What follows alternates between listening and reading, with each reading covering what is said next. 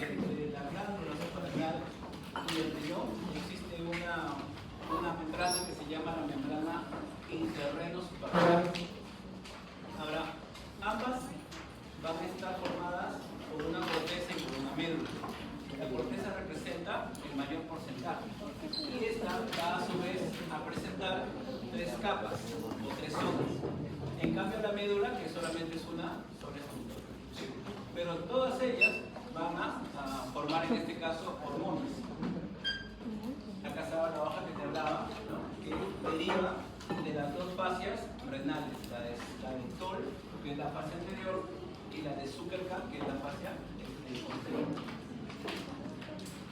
Aquí podemos ver, ¿no?, también que ambas incluso tienen una disposición distinta, ¿no?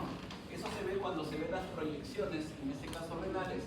Vamos a ver que anatómicamente son distintas. Y obviamente, ¿por qué? Porque acá a la izquierda va a estar el vaso y acá a la derecha va a estar el hígado. Entonces, ambas van a tener relaciones distintas. Son órganos pares, pero no tienen las mismas relaciones. Ahora, como todo órgano, que ya en algún momento lo hemos hablado, el endocrino tiene una rica vascularización. Y en el caso de lo que es la suprarrenal, son tres en este caso, ¿no? La superior, la media y la inferior. Y cada una, como ves, deriva de estructura de gran calibre. Empezando por la inferior, que obviamente acá sabemos que está la aorta, y acá está la arteria renal, y acá se va a desprender justamente una rama para todo lo que es la parte inferior de la glándula suprarrenal. La media, como ves, deriva directamente de la aorta. Por eso siempre hemos hablado que la vascularización de órganos endocrinos siempre son arterias o ramas de arterias de gran calibre. Y finalmente la superior, como sabemos, hacia arriba, esto de acá, vamos a estar en la relación con el hipocondrio, en este caso izquierdo, por ejemplo, vamos a ver la relación con el diafragma. Y el diafragma también tiene pues sus propias arterias, y de ahí que de la diafragmática inferior vamos a tener la vascularización para la parte superior de lo que es la glándula suprarrenal. Entonces, son tres arterias las que se van a encargar de llegar a esta región. Ahora, la corteza, como ves acá, tiene tres zonas o regiones, y que estas van a depender de la forma, el nombre. Es decir, como ves acá, las células que se encuentran en la parte más periférica justamente tienen esa disposición, por eso se le llama la zona glomerular, que es la más externa. Y esta zona se encarga de producir mineralocorticoides. Como por ejemplo tenemos la corticosterona, la aldosterona, ¿ya? Y acá, como ves, tiene forma justamente de tractos o fascículos. De ahí entonces que se le llama la zona fascicular. Esta va a producir glucocorticoides. Y dentro de los glucocorticoides tenemos la cortisona, la hidrocortisona y el cortisol como la hormona más importante de esta región. Y esta forma tiene una forma de REM, que se llama la zona reticular. Esta zona reticular se encarga de producir andrógenos y estrógenos. Finalmente, esta es la médula, que es la parte más interna. Acá tenemos a las células cromafines y estas se encargan de elaborar adrenalina y noradrenalina o sus equivalentes, que ya saben que se llama epinefrina y norepinefrina. Entonces, todos esos serían entonces las diferentes zonas de lo que viene a ser la parte de la corteza, que son productoras, en este caso hormonales.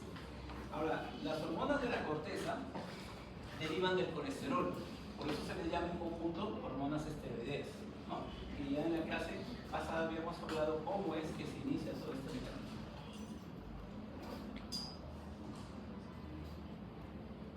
Mira acá, entonces, las hormonas esteroideas tienen la diferencia que normalmente su estructura va directamente a dónde, va directamente hacia el núcleo, ¿correcto? No está en la parte externa, porque esos son para las hormonas que son hidrosolubles. Entonces, su receptor está en el núcleo, y como ya sabemos, en el núcleo está el ADN. El ADN va a transcribirse y se va a convertir en ¿qué? En ARN, específicamente ARN monocatenario. Y el ARN monocatenario va a tener relación con el ribosoma, que finalmente es el responsable de la síntesis de proteínas, ¿no? Entonces, de alguna manera, ese es el esquema que va a llevar a cabo una hormona de tipo esteroideo. Entonces, no tiene receptor pentana, tiene un receptor nuclear. Bien, ahora hablando un poco sobre estas hormonas. Miren acá. La hormona esteroidea deriva justamente, aquí tenemos a este anillo, que de acá se llama el ciclopentano, y a estos tres anillos bencénicos se llaman fenantreno, ¿no? Ese es el ciclopentano penhidrofenantreno, que es el núcleo del colesterol. Y a partir de este núcleo, como ves, aquí cada uno de ellos tiene una numeración. Dependiendo de la numeración, se va a dar el determinado nombre, ¿no? Entonces, miren acá.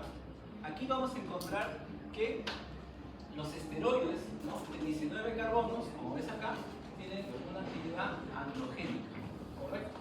Todos finalmente pueden convertirse de una hormona a otra. De aquí vamos a ver el esquema de conversión. Pero los de 19 normalmente son los andrógenos. En cambio, a los que son de 21, como ves acá, aquí vamos a encontrar a los mineralocorticoides y a los glucocorticoides, ¿no? Recordemos que el mineralocorticoide viene a ser de la zona glomerular y el glucocorticoide viene a ser de la zona fascicular.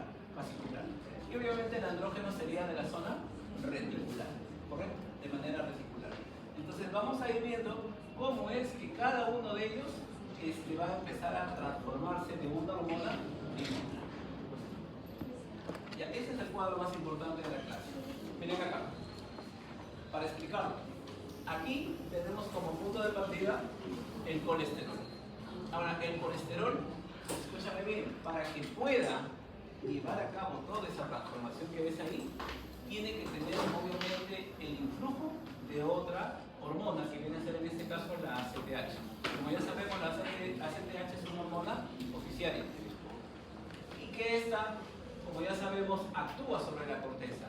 Pero cuando uno dice sobre la corteza, de manera específica actúa sobre el colesterol. Pero ¿quién se encarga de iniciar todo este metabolismo? La colesterol desmolasa. Esta es la enzima responsable de iniciar ese proceso.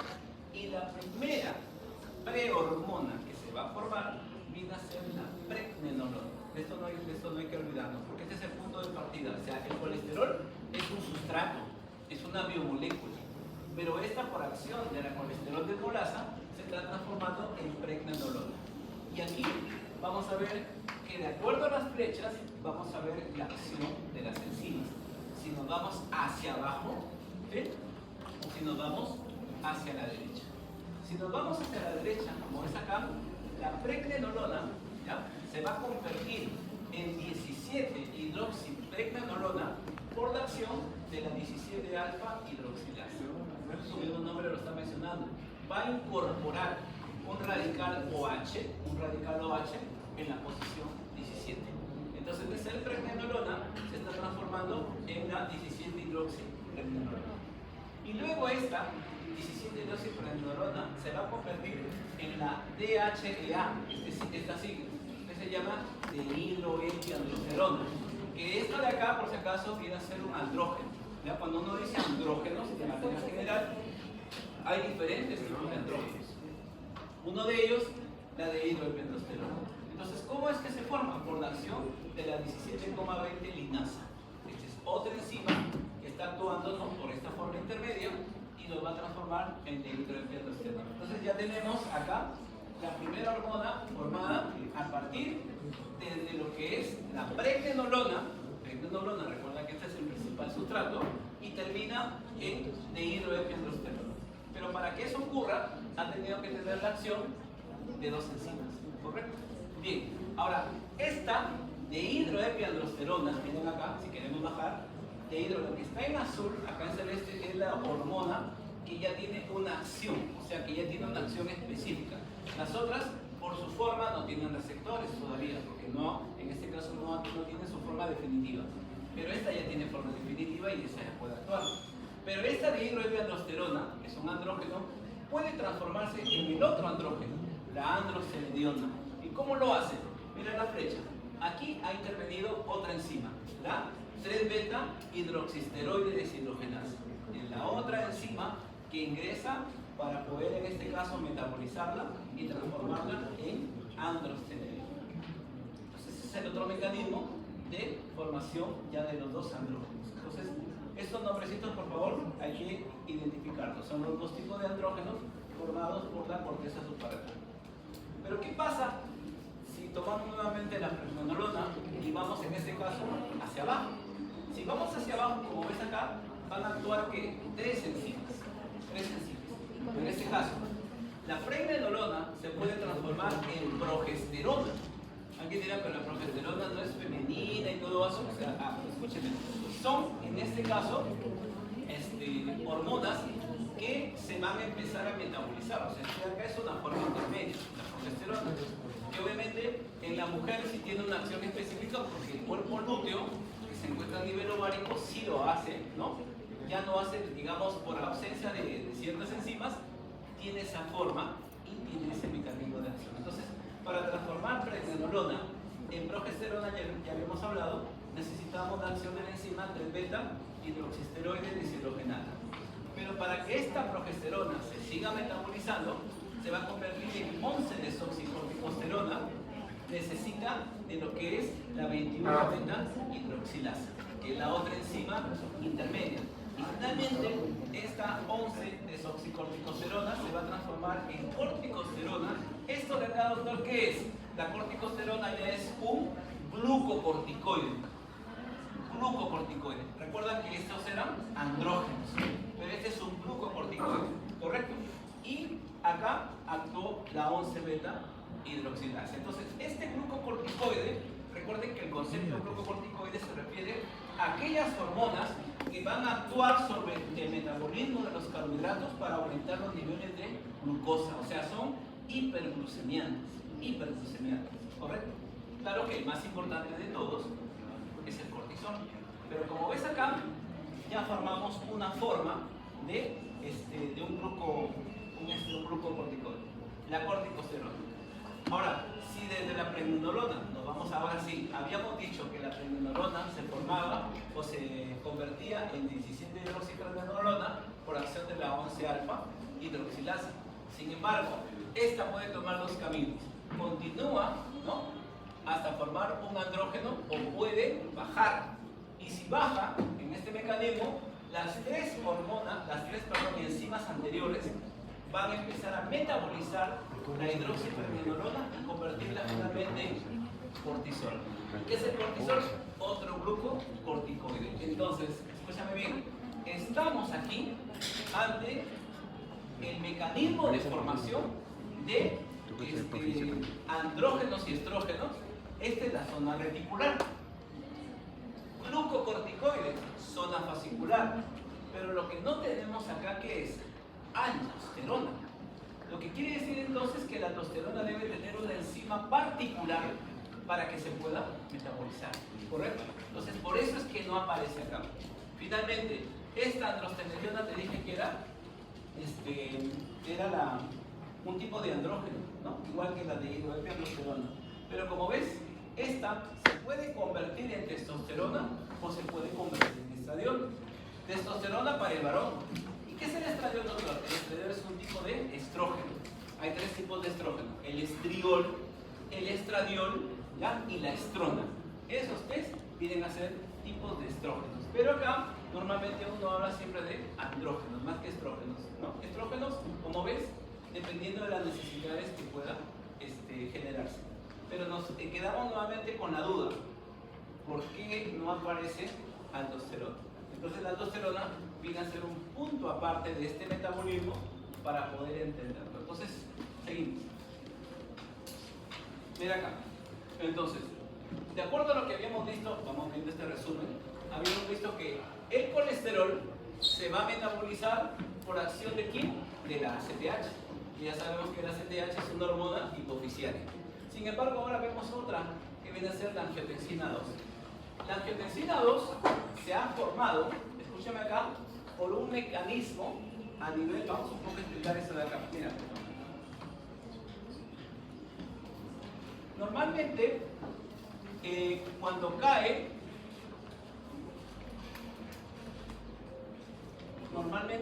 entiende esto de acá, cuando cae la presión arterial, ¿por qué puede caer, doctor, la presión arterial? Por una hipovolemia. La persona tuvo un sangrado, tuvo una deshidratación, ¿correcto? De tal manera que eso está provocándome una disminución del volumen. Y esa disminución del volumen le va a disminuir la presión. Entonces en el organismo tenemos nosotros que mecanismos para aumentar la presión. ¿Correcto? Para aumentar, pero no al revés. ¿Qué pasa cuando cae la presión? Aquí se va a activar este sistema. Escúchame bien. Nosotros tenemos un sistema, un aparato a nivel renal que se llama el aparato, ponerlo acá, el aparato yuxtaglomerular, así se llama, yuxtaglomerular. ¿Esto dónde está? En el riñón. ¿Y qué hace este aparato yuxtaglomerular? Produce renina. La renina es una hormona del riñón. ¿Y qué es lo que hace? La renina convierte, escúchame acá, mira, va a convertir, así se llama su nombre, angio, lo voy a poner acá completo para que te acuerdes, angiotensinógeno. Recuerda que el sufijo ógeno es inactivo. El angiotensinógeno lo va a transformar en angiotensina 1, ¿correcto? Luego, esta angiotensina 1 se va a convertir en angiotensina 2 por la acción de una enzima que se llama la ECA, o sea, la enzima convertidora de angiotensina. Y esta angiotensina, perdón, angiotensina 2 es la que va a actuar en dos regiones. Va a actuar en los vasos sanguíneos para producir vasoconstricción. Al producir vasoconstricción aumenta la presión, pero lo otro es que la angiotensina también va a actuar, en este caso, sobre, ya, a nivel de la angiotensina 2, va a actuar a nivel de lo que es la glándula suprarrenal. ¿Por qué la glándula suprarrenal? Y ahí lo estamos viendo. Porque en la glándula suprarrenal necesitamos que se produzca aldosterona. La aldosterona, ¿qué hace? Reabsorbe sodio. Y si reabsorbe sodio, reabsorbe agua. Y si reabsorbe agua, aumenta el volumen. Y si yo aumento el volumen, aumento la presión. Entonces es una forma de cómo corregir ese problema. Por eso es que ahí aparece ese término. ¿Por qué, doctor, dice angiotensina 2? Porque la angiotensina estimula específicamente la producción de ¿qué? De aldosterona. Esta hormona que hasta ahora no lo hemos visto, ¿no? En lo que es el metabolismo del colesterol. Entonces, ya sabemos que el colesterol, por la acción de ¿quién? De la colesterol desmolasa, ¿te acuerdas que se llama la enzima? Colesterol desmolasa, hay que ponerlo acá. Aquí va a actuar. Entonces la colesterol desmolasa va a transformarse en pregnenolona, que habíamos visto que ese era lo más importante, ¿no? Desde ahí parte toda la biosíntesis de hormonas de la corteza suprarrenal. Entonces, una de las formas de pregnenolona, ¿te acuerdas que lo habíamos visto? ¿No? Era la progesterona, ¿no? La progesterona, que habíamos dicho que era una forma intermedia. Y esta progesterona se iba a convertir en desoxicorticosterona y finalmente en corticosterona. Retrocedemos un poco acá, ¿sí? Mira acá, retrocedemos y veíamos este caso, ¿no? Aquí, ¿de acuerdo? Progesterona se convertía en ¿qué? En desoxicorticosterona y finalmente ¿en qué? En corticosterona. Estamos aclarando eso de ahí. Entonces, volvemos acá. Esta corticosterona, en el caso anterior, quedó ahí. O sea, ya no hay nada. ¿Correcto? Sin embargo, aquí viene el tema, sin embargo, en la capa, escúchame bien, que esa es la respuesta, en la capa glomerular, ¿ya? Porque recuerden que anteriormente hemos hablado de dos capas, ¿no? La capa reticular para los andrógenos y la otra era la capa fascicular. Pero en la capa glomerular es la única que contiene aldosterona sin casa. O sea, la enzima necesaria para que esta hidroxicorticosterona se transforme en ¿qué? En aldosterona. ¿Correcto? He ahí entonces la importancia de que por qué tenemos que hacer un apartado, ¿no? Distinto. Es decir, de lo que es el mecanismo de la síntesis de las hormonas de la corteza suprarrenal, solamente la capa fascicular contiene aldosterona sin casa. Esta continúa el metabolismo y desde la corticosterona, que es un glucocorticoide, se va a transformar en ¿qué? En aldosterona, que viene a ser un mineralocorticoide. ¿Por qué se le da ese nombre de mineralocorticoide? Porque se encarga de regular el metabolismo de los minerales, específicamente reabsorbe sodio y excreta contenga potasio. Por eso es un mineral corticoide, ¿correcto? Entonces, no te olvides entonces de la presencia de esta enzima, la aldosterona sintasa, para lo que es la formación finalmente de la aldosterona. ¿Estamos de acuerdo? Acá, por ejemplo, me habla acerca de esta zona glomerular, ¿no? Carece de la actividad de la 17 hidroxilasa, pero lo que contiene viene a ser aldosterona sintasa, que es lo que se necesita para la producción de esta enzima, bien, de esta hormona. Ahora, la angiotensina 2, como ves acá, ¿qué es lo que hace finalmente en el riñón? Como te decía, lo que hace es estimular, ya no puedes decir estimula la glándula suprarrenal, no, ahora tenemos que decir estimula a la capa, ¿qué capa? Glomerular de la corteza suprarrenal. Tienes que ser específico, porque te pueden poner estimula a la capa fascicular, falso, no a la fascicular, no, a la reticular tampoco, a la médula tampoco, es a la capa glomerular de lo que viene a ser la corteza suprarrenal. Y estimula ¿cómo? A través de la producción de la enzima, para que la enzima sea capaz de continuar el metabolismo y me forme finalmente aldosterona. Por eso es que cobra una importancia la angiotensina, ¿correcto? La angiotensina.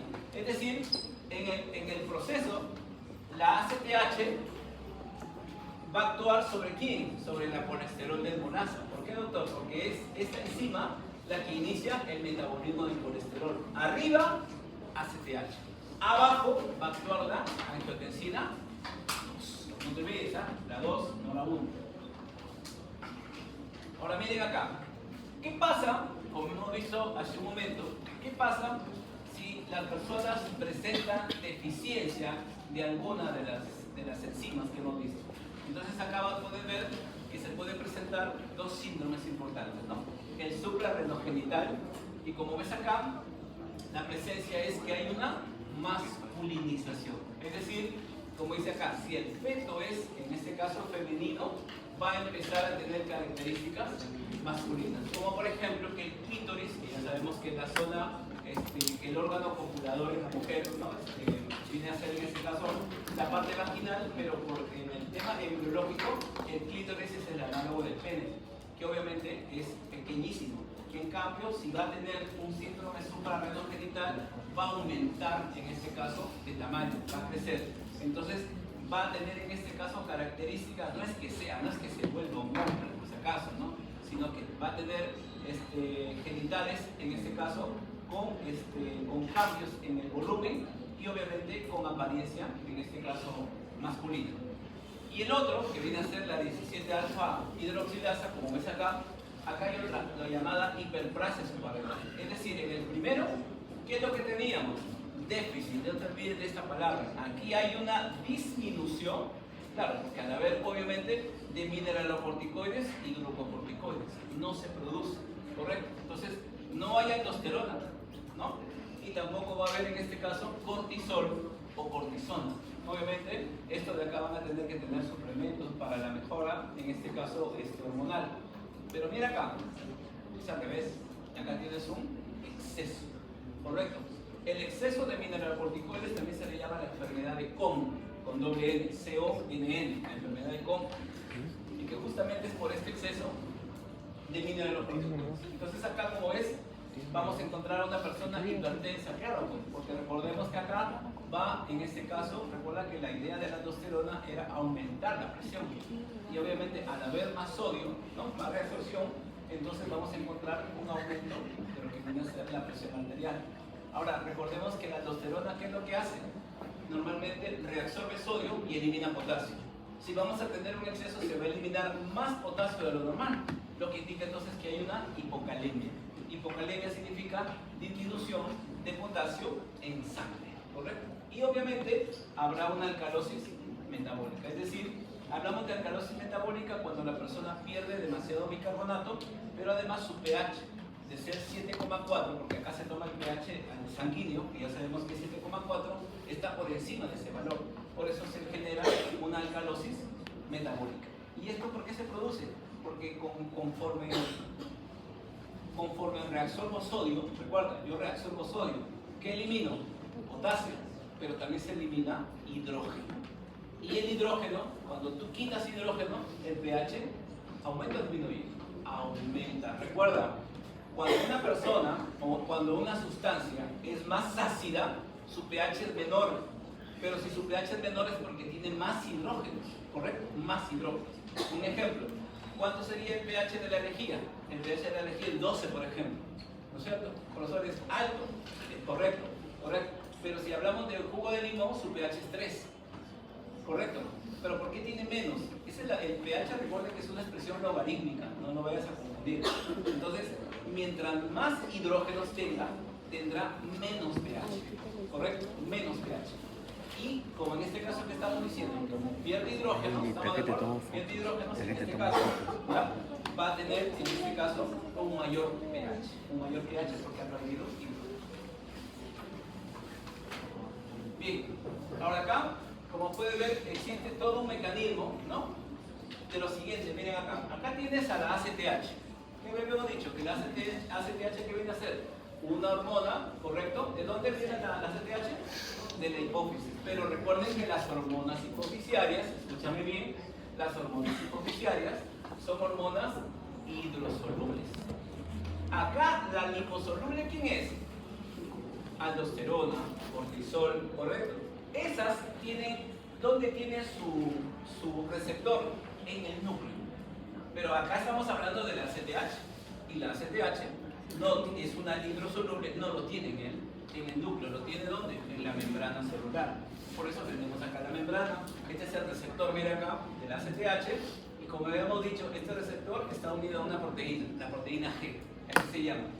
Y esta proteína G va a estimular a la formación de lo que se llama adenilciclasa. La adenilciclasa produce un mecanismo de desfosforilación, es decir, el ATP es adenosil trifosfato, son 3 fósforos, y pierde 2 y se va a convertir en adenosil monofosfato, 1, pero se llama cíclico. Y este es, acuérdate, el segundo mensajero, lo habíamos hablado en la primera clase de endocrino. La hormona es el primer mensajero, tiene una actividad específica. Pero el segundo mensajero es el AMP cíclico. Y este AMP cíclico va a activar a esta proteína sinasa para llevar a cabo todo este proceso de formación. Que como ves, el colesterol que está dentro de la célula va a iniciar ¿qué? Su metabolismo. Ya sabes, ¿quién inicia el metabolismo del colesterol? La colesterol desmolasa. ¿En qué lo va a transformar? En pregnenolona. Y esta pregnenolona va a seguir su metabolismo, puede transformarse primero en 17 hidroxipregnenolona, ¿te acuerdas que hemos hablado? Y esta en 11 desoxicortisol, que finalmente se forma este glucocorticoide, el cortisol, el cual es llevado ¿a dónde? A la sangre periférica, para que tenga obviamente su propio mecanismo de acción. Ahora, escúchame bien, aquí viene un detalle. Cuando uno habla, este es otro tema para que sepas, ¿no? Porque a veces este es un motivo de engaño, ¿no? Perdón. Aquí estamos. Muchachos, nosotros cuando utilizamos este término, ¿correcto? Debemos saber que el colesterol tiene diferentes formas. Diferentes formas. Y es a veces donde viene la situación. Nosotros tenemos el colesterol LDL, el colesterol HDL y el colesterol VLDL. ¿Sí? Cuando uno habla del colesterol bueno y todo eso, está hablando del HDL, que debe ser mayor de 50 miligramos, debes tener tú por decilitro. Pero el LDL debe ser menor de 130, ¿correcto? Menor de 130. El problema es que, a veces, ¿no? En laboratorio, tú vas y solicitas, quiero saber cómo está de mi colesterol, y estos bandidos te sacan colesterol total. Esto no sirve, pues, porque yo necesito saber mi fracción LDL, para que yo sepa que estoy con el colesterol elevado, pero ¿cuál colesterol? LDL. Ese es lo que tú quieres saber. Por eso uno pide un perfil lipídico. El perfil lipídico te da las fracciones, no esto de acá, eso no sirve. Esto es lo que me interesa. ¿Con cuánto de colesterol LDL estoy? ¿Estoy con menos de 130? Feliz. Pero ¿qué pasa si estás con más de 130? Ya tienes que hacer dieta y tomar tu atorvastatina, ¿no? Obviamente para poder regulares. ¿Ya? Ahora, el HDL, acuérdate, el HDL normalmente es el que va a transportar el colesterol hepático. ¿Ya? El colesterol hepático lo va a llevar en este caso de la sangre, perdón, de la sangre, lo lleva hasta el hígado. O sea, lo retira. En cambio, el LDL hace lo inverso, lo lleva desde el hígado hasta la sangre circulante. ¿Qué pasa si tenemos mucho LDL circulante?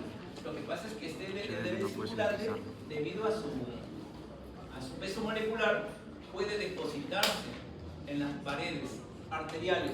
Y cuando una arteria, recuerda que tiene una estructura elástica, se endurece.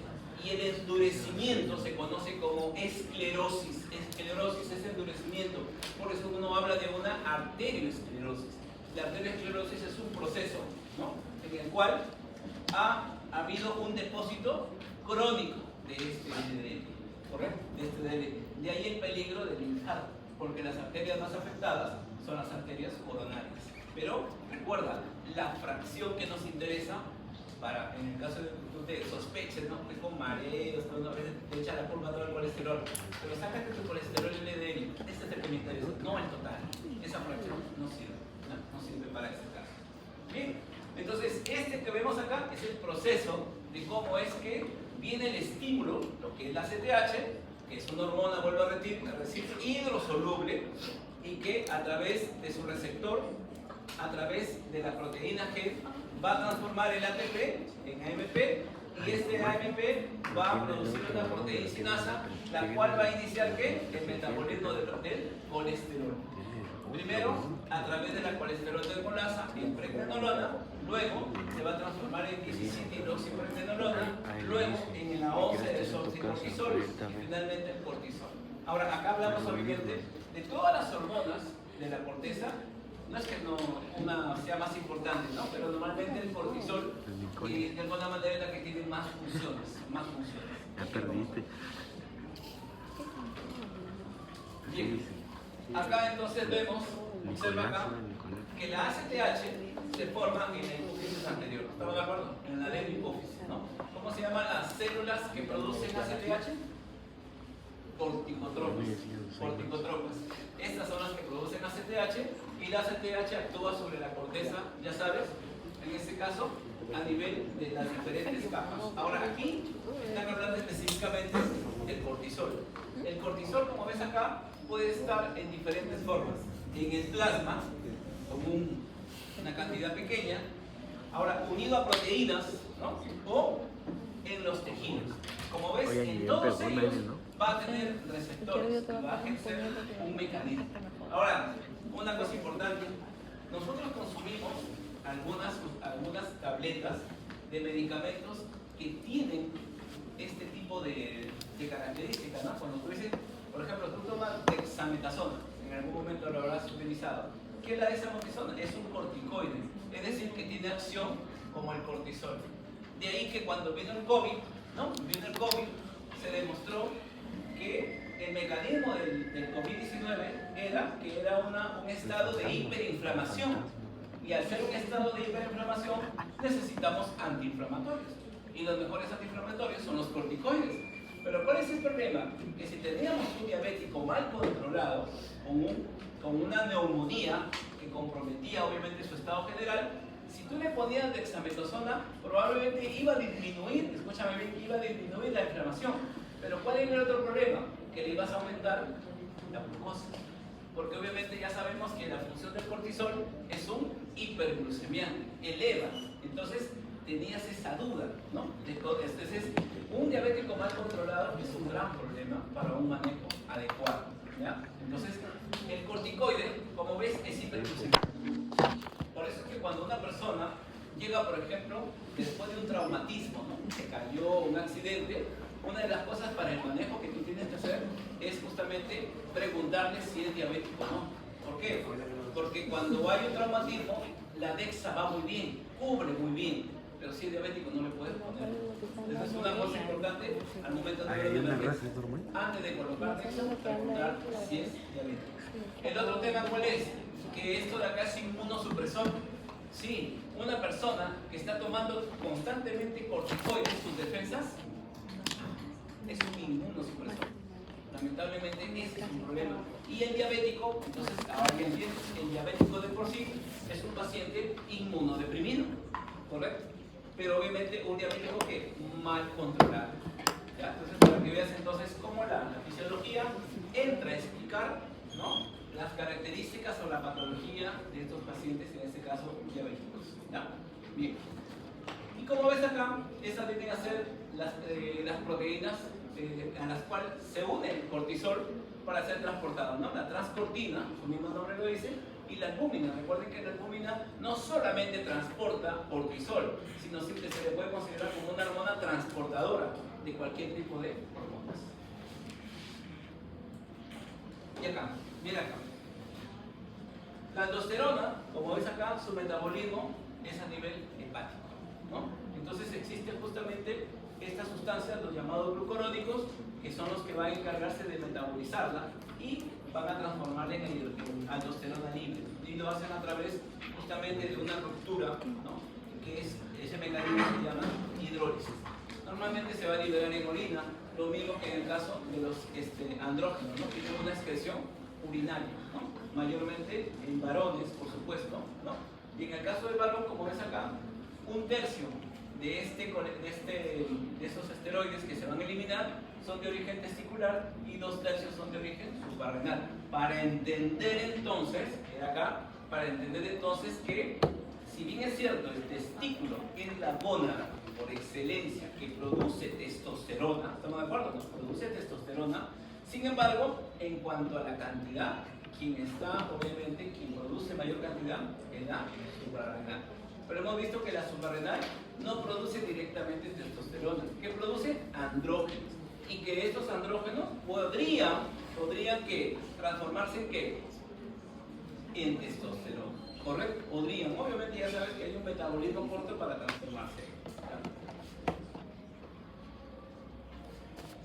Ahora, el cortisol, ¿qué acciones va a tener? Escúchame, habíamos hablado que el cortisol participa en lo que viene a ser el ritmo circadiano. ¿Qué es el ritmo circadiano? Los estados de sueño y vigilia, ¿correcto?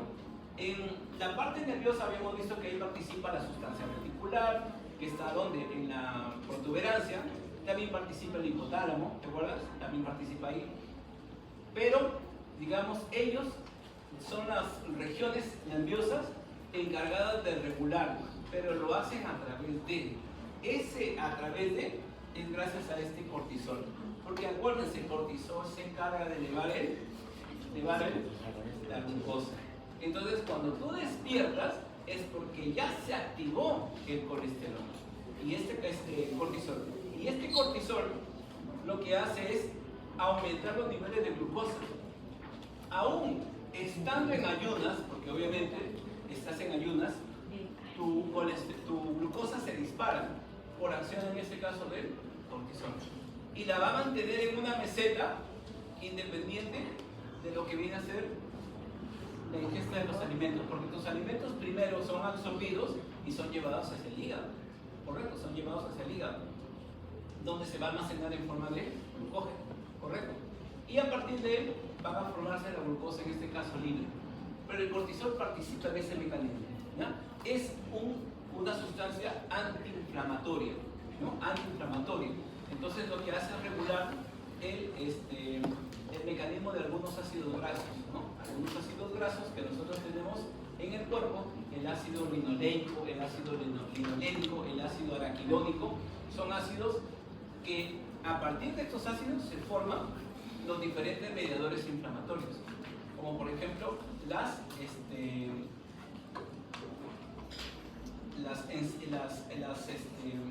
los mediadores que van a actuar sobre lo que viene a ser el útero. La mujer, cuando tiene dismenorrea es cólico menstrual, es porque a partir del ácido araquidónico se han formado, en este caso, diferentes mediadores inflamatorios, ¿correcto?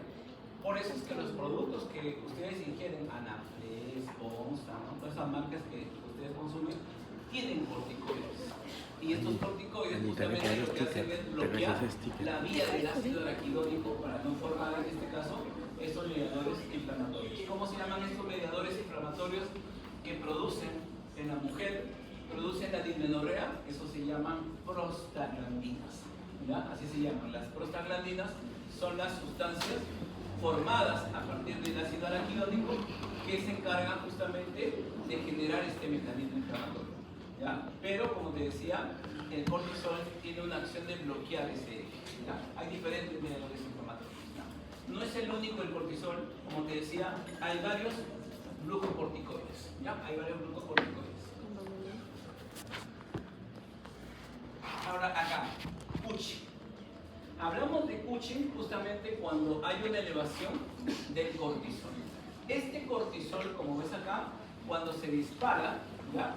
Se dispara, o sea, se eleva, va a encontrarse que la persona va a tener diferentes características acá. Normalmente la característica, como ves acá, a nivel abdominal, es que acá se le van a formar unas estrías violáceas. Escúchame bien, estrías violáceas a este nivel, ¿ya? Y además la parte del abdomen es así, ¿no? O sea, vamos a un poco para aclarar nuestro muchacho. Mira acá. Es decir, si a la persona la vemos de perfil, normalmente su abdomen debería ser así, ¿no? Ponte que esté un abdomen distendido. Pero en esta persona se ve así el abdomen, hacen esto, un pliegue así. Así. Eso se llama, o sea, como que cuelga el abdomen, eso se llama el abdomen en delantal. Abdomen en delantal. ¿Ya? Característica a este nivel, primero el abdomen en delantal y las estrías, que son en este caso violáceas. La piel totalmente reseca de esta persona. Ojo, cuando una persona, por ejemplo, escúchame bien, hay personas que cuando tienen, por ejemplo, una mastitis, cierta mastitis, personas con quistes a nivel del ovario, ¿no? Quistes a nivel del ovario, muchas veces les dan, o alguien con artritis reumatoide, ¿no? Les dan dosis amplias de corticoides, ya sea para el dolor o ya sea para disminuir el tamaño de los quistes. Y cuando lo toman por cantidades, las personas dicen no quieren tomarlo porque dice porque me engordan, dice acá. Es cierto, pero el problema es que no es tanto en la contextura, sino que está haciendo un síndrome de Cushing. Ese es el problema. Y ahí empiezan a hacer un síndrome de Cushing. Y este síndrome de Cushing, como ves acá, ahora aquí, seguimos en la parte abdominal. Se trata de una persona que sufre de estreñimiento, se estreña, ¿no? De ahí no va al baño, se sienta y no hace nada, ¿no? Entonces debe ser fatal, ¿no? Entonces hay estreñimiento, hay estrías violáceas, hay abdomen en delantal a este nivel, a este nivel. ¿Qué más vamos a encontrar? Vamos a encontrar justamente que hay un aumento de volumen de esta zona, ¿no? Hay como si una acumulación de grasa en la zona malar, ¿no? Y que le da esta apariencia que llaman cara de luna. En la parte posterior tiene una joroba, a este nivel le sale como una joroba hacia atrás, la jiba que se le llama, la jiba de búfalo se llama eso, ¿no?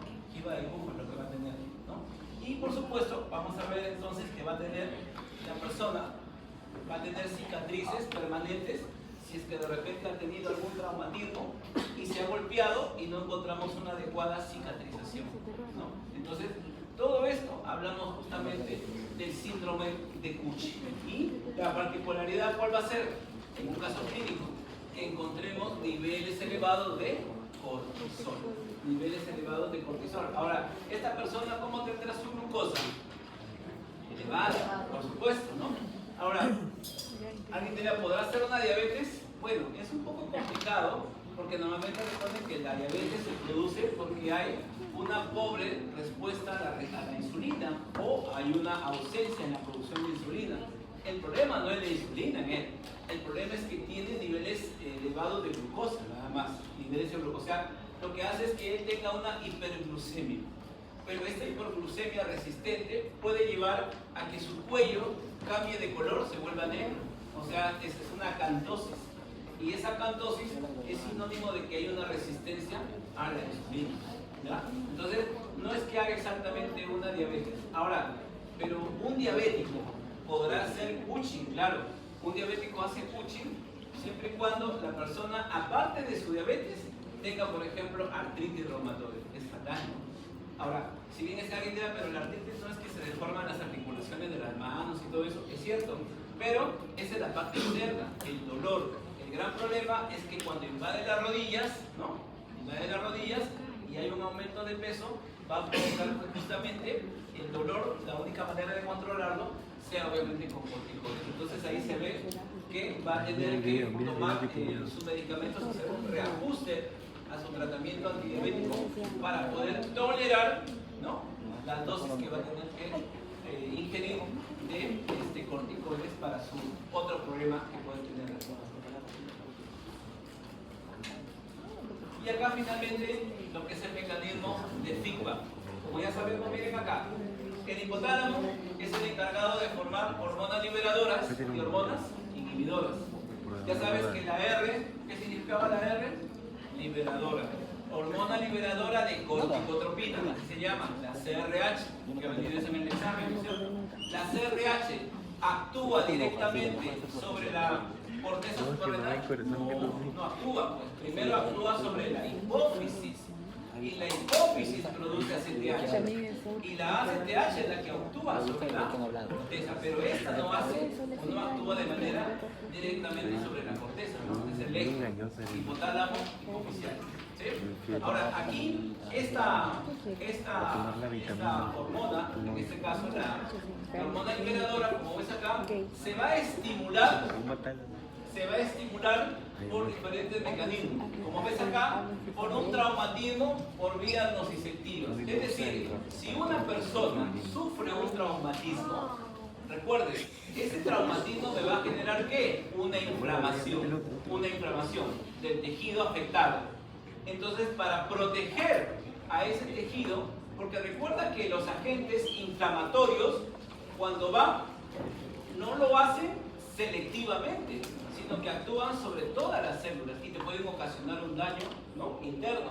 Entonces, para regular ese mecanismo, para eso se estimula la CRH, porque la CRH finalmente, ¿qué va a terminar produciendo? Cortisol. ¿Y el cortisol qué es? Un antiinflamatorio, ¿correcto? Por eso que cuando uno tiene un traumatismo se estimula la producción de hormona liberadora de corticosteroides. También el tema de las emociones, porque hay que recordar que justamente esta zona, esta región, actúa sobre lo que es el sistema límbico, ¿correcto? Sistema límbico. De ahí que cuando uno tiene, dice, estoy con ansiedad y todo eso, o sea, esos estados, como alguna vez les expliqué, todos nosotros tenemos un punto medio que se llama estrés. Si alguien no está estresado es porque está muerto, por si acaso. Debemos estar en estrés. El problema es el extremo. Si esto es menor, estás en depresión. Y si esto va hacia arriba, estás en ansiedad. Así que cuando tú tienes un trastorno de ese tipo, estás en ambos extremos. ¿Estás en ansiedad o estás en depresión? Pero no estás con estrés. Eres muy chiquita. Cuando la gente dice, doctor, he venido porque estoy con la tiroides. Yo también estoy con la tiroides. ¿Y tú también estás con la tiroides? Que me digas hipotiroidismo es otra cosa, o hipertiroidismo. Estoy con el colesterol, doctor. Yo también estoy con el colesterol. Correcto, si me dejo entender. Entonces acá, esa requeridad, estoy con estrés, es lo normal. Lo anormal, justamente, vuelvo a repetir, ¿no?, son esos dos extremos. Ahora, esas emociones se van a producir normalmente porque la persona está constantemente sometida, ahora, en el trabajo, en la universidad, en tu casa, ¿no?, qué sé yo. Son situaciones en las cuales, ¿no?, se viven esos momentos, pero finalmente se van a regular, ¿sí? El problema es que cuando esa afectación te saca de tu actividad normal y eso predomina, y eso ya es un campo psicológico, ¿no? Hay personas que tienen trastorno mixto de ansiedad y depresión, ¿no? Se alocan, ¿no?, y después terminan llorando, ¿no? Entonces están con esos cambios, ¿no?, emocionales, ¿no? De ahí, por eso siempre decía la importancia de que el círculo social es el eje. Ahí está el punto de equilibrio. Ya, chicos, el ritmo circadiano, bueno, ya habíamos hablado, ¿no? Dependiendo si estás en horas de sueño o vigilia, se estimula la producción de cortisol. Y un año y medio ¿Cuándo no se engañado, estimula me la iba producción de engañado, cortisol? Durante el sueño. ¿Y cuándo se estimula? Durante la vigilia. Por eso se habla de que depende del ritmo circadiano, ¿correcto? Y finalmente, como ves, ¿qué pasa si después de haber estimulado a la hipófisis y esta estimulas al cortisol? Recuerda algo, el cortisol tampoco puede estar muy elevado, porque su elevación me produce uchi.